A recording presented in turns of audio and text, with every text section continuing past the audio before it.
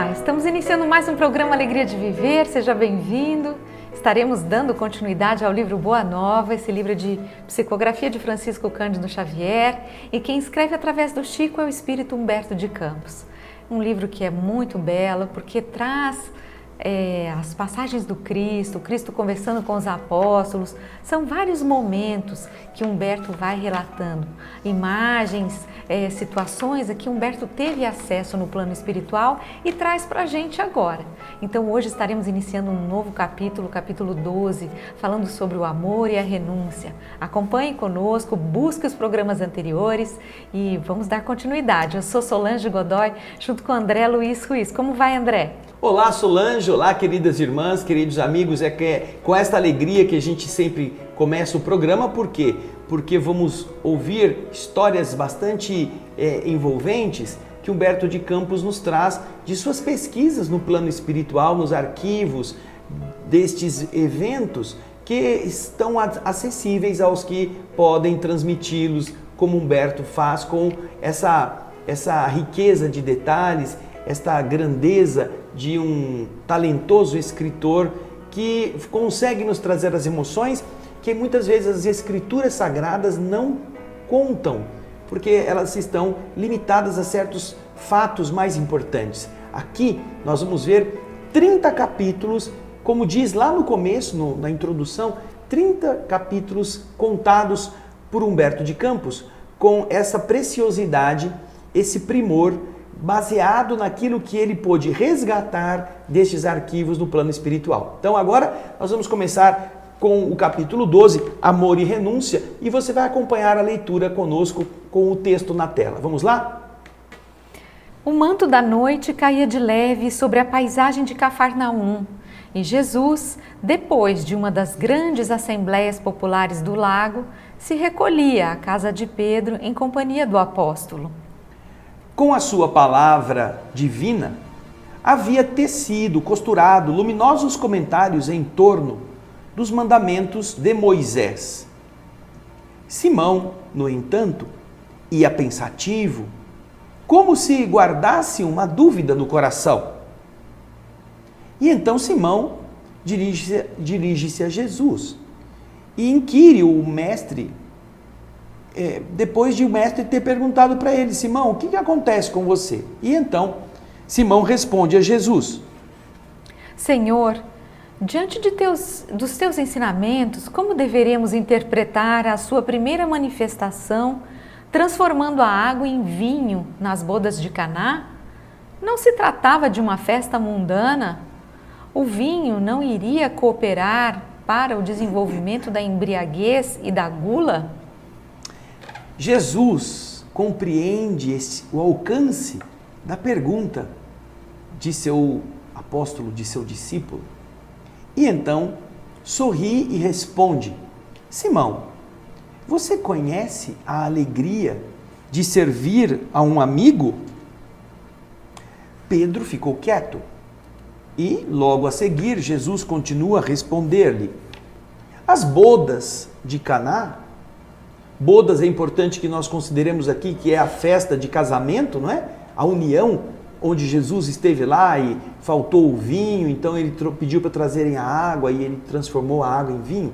Então essas bodas, diz Jesus, foram o símbolo da nossa união na terra. O vinho ali foi bem o da alegria com que desejo selar a existência do reino de Deus nos corações. Estou com os meus amigos e amo-os a todos. Os afetos da alma, Simão, são laços misteriosos que nos conduzem a Deus. Saibamos santificar a nossa afeição, proporcionando aos nossos amigos o máximo da alegria.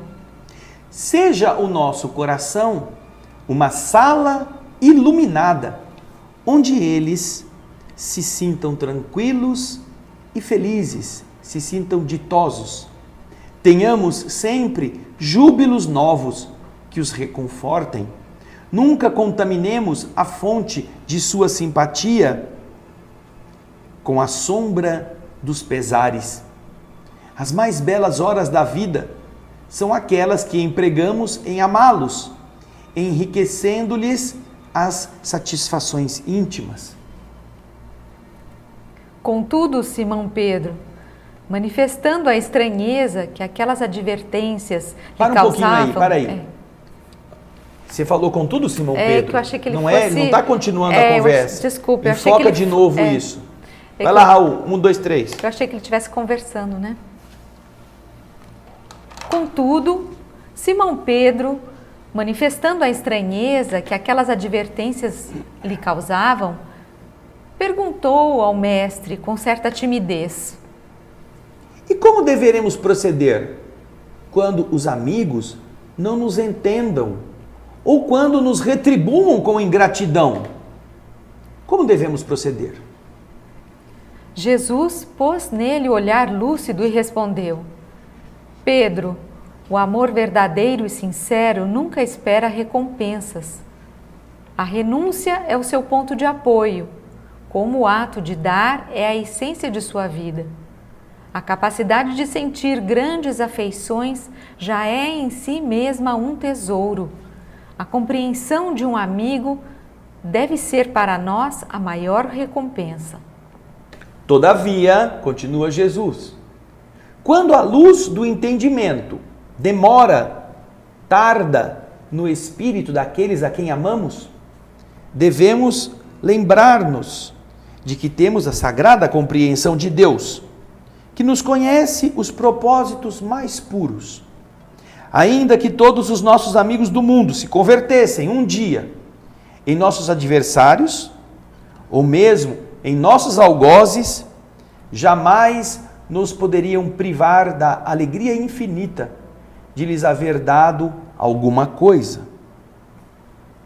E com o olhar absorto, com o olhar concentrado na paisagem crepuscular, onde vibravam sutis harmonias, Jesus ponderou profeticamente: o vinho de Caná poderá transformar-se um dia no vinagre da amargura.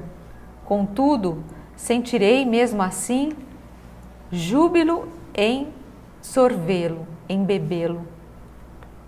Por minha dedicação aos que vim buscar para o amor do Todo-Poderoso.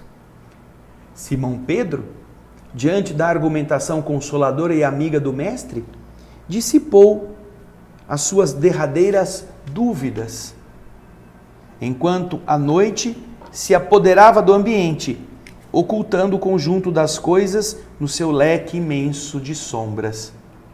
Muito tempo ainda não decorrera sobre essa conversação, quando o mestre, em seus ensinos, deixou perceber que todos os homens que não estivessem decididos a colocar o reino de Deus acima de pais, mães e irmãos terrestres não podiam ser seus discípulos. No dia destes novos ensinamentos, terminados os trabalhos evangélicos, o mesmo apóstolo, Simão, interpelou Jesus na penumbra de suas expressões indecisas. Mestre, como conciliar estas palavras tão duras com as suas observações anteriores, referentes aos laços sagrados entre os que se estimam? E aqui nós vamos fazer uma pausa. Nós estamos vendo, nesta primeira parte do capítulo 12, cujo título é Amor e Renúncia, conceitos referentes à relação que os seres devem ter entre si, considerando a parte aqui citada por Simão, da alegria da festa. Solange, uma vez, nós estávamos em uma instituição, numa cidade da Guatemala, eu e o nosso querido Alípio. E depois das palestras que havíamos feito para um público bastante simples, mas que lotava o lugar, nós abrimos, como sempre fazíamos, para perguntas dos que estavam presentes, até porque boa parte deles não conhecia a doutrina espírita. Eram pessoas simples, pessoas às vezes até mesmo campesinas ou até mesmo indígenas. Sim. Que viviam na terra, não tinham conhecimentos profundos e não conheciam muito o que era a filosofia espírita. E era através das perguntas que faziam que nós tínhamos oportunidade de aclará-los quanto às suas dúvidas e também quanto aos conceitos básicos que a doutrina espírita nos apresentava. E eu me recordo nitidamente, como se eu estivesse ouvindo a pessoa falar agora comigo. Quando tocou a mim responder a pergunta, uma das pessoas se levantou e fez a seguinte pergunta: na doutrina espírita nós podemos bailar? Ou seja, ela tinha uma dúvida que era a de poderem dançar, se havia algum crime. Porque certamente, em alguma religião que ela frequentou, ou até frequentava àquela época, haviam dito a ela que era proibido fazer isto, fazer aquilo, que isto era sujo, que não era correto. E que ela, então, queria ver a posição da doutrina espírita, porque provavelmente era alguém que gostava de dançar. Era alguém que tinha essa distração, até pela idade.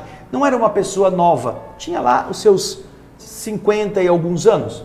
Apesar de ser uma pessoa bastante bem postada, saudável, não era uma pessoa doente por causa da enfermidade ou da idade avançada. Não, ela tinha boa disposição. Só que ela queria saber como que a doutrina espírita via este ato festivo. E então eu me lembro de ter respondido a ela com aquilo que a doutrina espírita nos ensina. E eu disse: se você está indo lá somente para dançar, não há problema nenhum. Você está fazendo algo que é natural, algo que é uma demonstração de um envolvimento com uma coisa saudável. O grande problema vai ser se através da dança você desejar atingir outros objetivos. Se a dança for para seduzir, se for para conquistar, se for para se exibir, se for para provocar, aí é o problema. Não é a dança que é o problema, é como a pessoa vai usar isto. Qual é a intenção que vai por detrás do ato de dançar? Porque quando não há nenhum interesse escuso, o ato de dançar é puro. É como uma demonstração de um prazer de conviver com outras pessoas. Tocá-las sem malícia, não há nenhuma maldade. Agora, tocar o outro, ou usar a dança com a desculpa de poder atingir intimidades, este já é um outro problema. Não é a dança que produz o problema, é a intenção das pessoas. Então nós vemos aqui, já naquela época, Jesus está numa festa. É uma festa, um casamento. Ninguém pode imaginar um casamento como se fosse um funeral, não é? Todo mundo triste, todo mundo chorando. Não, é uma festa. Numa festa o que acontece? As pessoas oferecem o que de melhor possuem para os seus convidados. E era da tradição, ainda mais em uma época em que se produzia vinho nos próprios lugares, não é? Era uma coisa, eram poucas as manufaturas existentes na época. Todas elas eram tiradas da natureza, era o azeite, não é? Era o leite da cabra, era a uva, era o pão da farinha, aquelas coisas básicas. Então, isto naturalmente era usado nas festas para tornar um pouco diferente daquela água, que devia ser uma água suja, uma água não muito limpa. Então, Simão vê Jesus converter a água em vinho. E então ele fica com a primeira dúvida. Do mesmo modo que a mulher perguntou para a gente se podia dançar, Senhor, mas isso não é meio mundano? Uma festa em que as pessoas vão bailar ou que vão se dar em casamento, vão comer, vão beber. O Senhor converter, isso não é estimular os caras a ser bêbado? Não é? A encher a cara, a depois ficar dependentes da gula, da comida e perderem o equilíbrio. Veja a mente que Simão estava utilizando com a pergunta que fazia a Jesus como sendo uma coisa... Como se Jesus estivesse estimulando as pessoas ou apoiando que as pessoas pudessem beber. Né? Será que as pessoas, o senhor está apoiando isso? O que o senhor está querendo dizer com essa transformação? E você analisa isto como sendo o quê? A visão da mente negativa ou poluída, vendo o que é feio, vendo aquilo que não é o melhor, interpretando as coisas pelo lado ruim, quando de verdade Jesus vai ouvir Simão e vai responder a ele: Simão, você nunca teve a alegria de conviver com seus amigos? Não é? Olha a pergunta que Jesus faz. Você conhece a alegria de servir a um amigo? Servir a um amigo. Não é? Vamos fazer essa pergunta para nós mesmos. Você tem a alegria de servir a algum amigo? Você pode, talvez, competir com o seu amigo, sua amiga. Você pode invejar, você quer imitar, você admira, mas você está se recordando de alguma vez que você possa ter sido útil, servido a um amigo?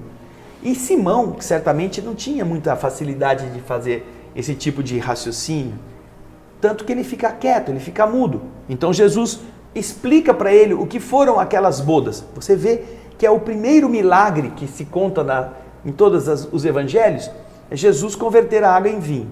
Ele diz, aquilo foi uma festa, é um casamento.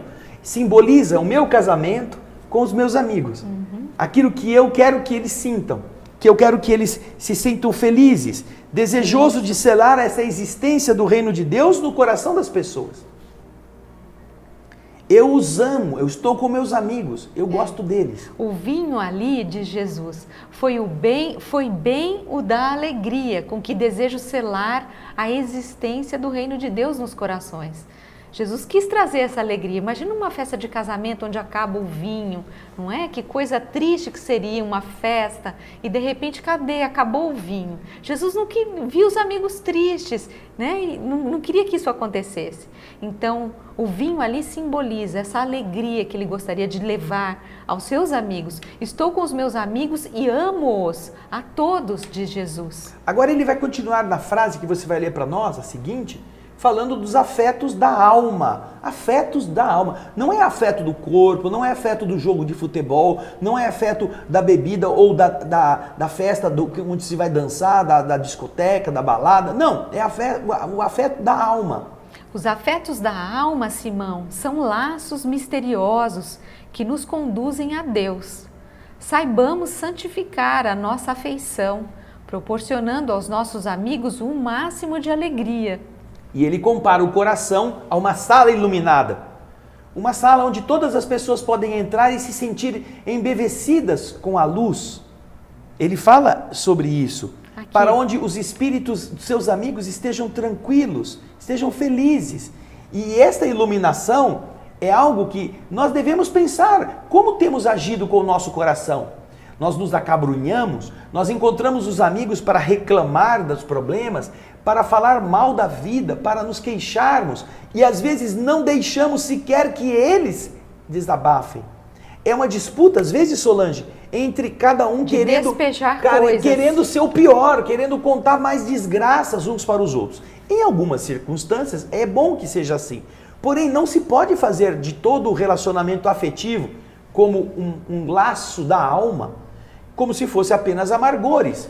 Um laço que você imagina uma fita. Já pensou fazer um laço com um arame farpado?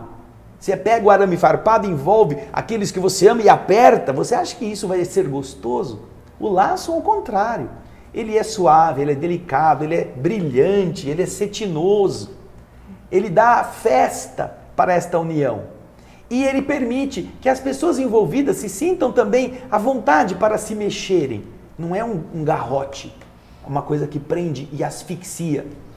Então, vejam só os conceitos de amizade, como são preciosos para Jesus. Mas Simão, que ainda continuava pensando com o negativismo de um homem pouco afeito a convivências de uma forma mais profunda, pergunta a ele, tudo bem, Senhor, tá bom, que a gente já entendeu que é uma festa, mas e se os nossos amigos nos traírem, forem falsos, falarem mal da gente? Não é isso que ele pergunta, Solange? Aqui. E como deveríamos proceder quando os amigos não nos entendam ou quando nos retribuam com ingratidão?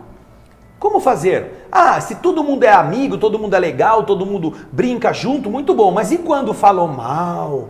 E quando tem inveja? E quando fazem fuxico? Como a gente deve proceder quando eles não nos entendem, nos julgam? Ou quando eles recebem algo de bom que a gente oferece e não nos retribuem? Aí Jesus explica para ele, Simão, a alegria de ser amigo está em dar-se, está em ter a satisfação de ver o outro feliz. Isto é o suficiente, é a renúncia. É assim que um amigo de verdade pode agir sem esperar recompensa. A capacidade de sentir grandes afeições, dentro de si mesmo, já é um tesouro. Em si mesma. Né? Já é um tesouro. O fato de você amar, de querer bem, já é um tesouro, é o que ele diz.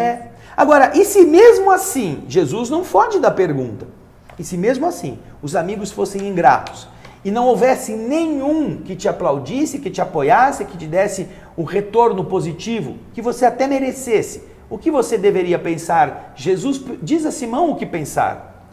Você deveria pensar que se você não tem a compreensão dos amigos que você ama, você tem a sagrada compreensão de Deus, que nos conhece. Os propósitos mais puros. Que está de verdade dentro de nós. E ainda que todos os amigos do mundo se convertessem em nossos adversários e mesmo em nossos carrascos, em nossos algozes, como diz o texto, ainda assim, nós deveríamos ter a alegria de pensar que apesar disso nós semeamos neles algo de bom. Deixamos um pedaço de coisa boa, que mais adiante um dia eles vão ver. E Jesus ainda diz em seguida que esse vinho de Caná, ele pode até se transformar um dia no vinagre da amargura. Que é o que ia acontecer. Que ia acontecer com Jesus, como que prevendo já o que ele estava para dizer. Mas mesmo assim, Jesus disse que ele sentirá a alegria de absorver, de beber desse cálice. Né, por minha dedicação àqueles que vim buscar para o amor do Todo-Poderoso. Mas aí Simão escuta Jesus falando, mas você tem que, se você amar mais o seu pai, sua mãe, seu irmão, seu amigo e não amar a mim, você não pode entrar no reino do céu, não pode ser digno de mim. Como assim? Eu tenho que odiar meu pai, minha mãe? E é aí que nós paramos. Simão então, depois de ter entendido a necessidade da amizade, do carinho, da alegria, contrasta agora com esse ensinamento duro que Jesus fala. Decidir a abandonar o pai, a mãe, amar mais a Deus do que a estes? Como entender isto? E aí nós vamos deixar para o próximo bloco. No programa Alegria de Viver nós faremos um breve intervalo. Daqui a pouquinho estaremos de volta. Até lá.